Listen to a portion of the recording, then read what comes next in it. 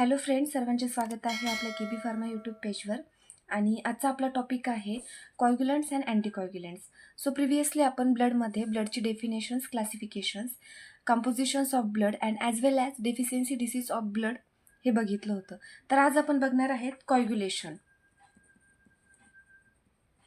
So कॉग्युलेशन्स म्हणजे काय?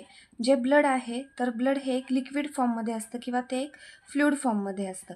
आणि आफ्टर इंजुरी, एखादी इंजुरी झालेली आहे त्यानंतरनं, इंजुरीनंतरनं 3 ते 4 मिनटामध्ये जर ब्लड स्टॉप झाला नाही तर काय होणार? हे लिक्विड फॉर्म जे आहे याचं कन्व्हर्जन्स होणार सेमी सॉलिड और जेल फॉर्ममध्ये. या होल प्रोसेसला आपण काय म्हणणार? तर ब्लड कॉग्युलेशन्स किंवा यालाच आपण ब्लड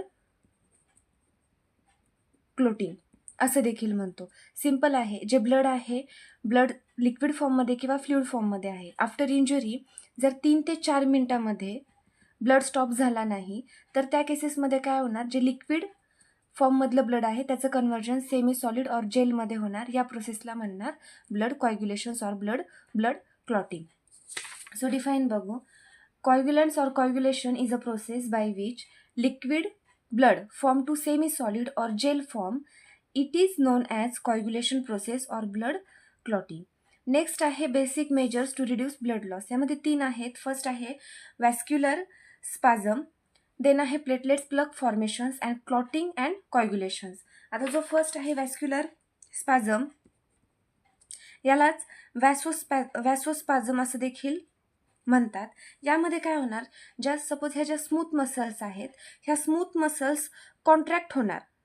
कॉन्ट्रॅक्ट म्हणजे लाईक टाईट होणार, कॉन्ट्रॅक्ट होणार ह्या एक्सेसिव्हली जास्त अमाऊंटमध्ये. याला आपण म्हणणार वॅसोस्पॅझम. किंवा यामध्ये एक सडन टाईटनिंग होणार ब्लड वेसल्समध्ये. आणि ब्लड वेसल्स कोणते आहेत? तर कॅपिलरी, वेन आणि आर्ट्रिया. या ज्या आहेत याच्यामध्ये सडनली टाईटनिंग होणार. या प्रोसेसला आपण म्हणणार वॅसोस्पॅझम किंवा वॅसोस्पाझम. देन आहे platelet plug formations. Platelet plug फॉर्मेशन्समध्ये काय होणार? हे एक प्रायमरी हिमोस्टॅसिस आहे. यामध्ये जी बॉडी आहे ते एक इनिशियल रिस्पॉन्स प्रोव्हाइड करणार इंजर्ड ब्लड वेसल्सला. आणि त्या केसेसमध्ये काय होणार? हे जे ब्लड वेसल्स आहेत किंवा म्हणजे हे ज्या ब्लड वेसल्स आहेत ह्या इंजुरीनंतरनं बॉडी जे आहे यांना एक सडन रिस्पॉन्स प्रोव्हाइड करणार. आणि मग त्या केसेसमध्ये ज्या प्लेटलेट्स आहेत तर त्या प्लेटलेट्स प्रायमरी किंवा टेम्पररी सिलिंग करणार. समजा ही एक इंजर आहे झालेलं, इथे काय होणार? हे जे प्लेटलेट्स आहेत हे प्रायमरी सील करणार.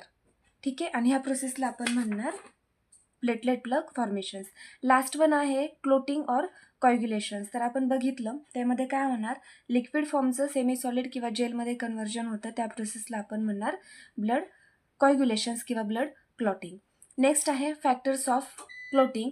त्यामध्ये फर्स्ट आहे फिब्रिनोजन, देन आहे प्रोथ्रोम्बिन, थ्रोम्बोप्लास्टिन, देन आहे प्लाझ्मा थ्रोम्बोप्लास्टिन. आता हे जे कॉग्युलेशन आहे,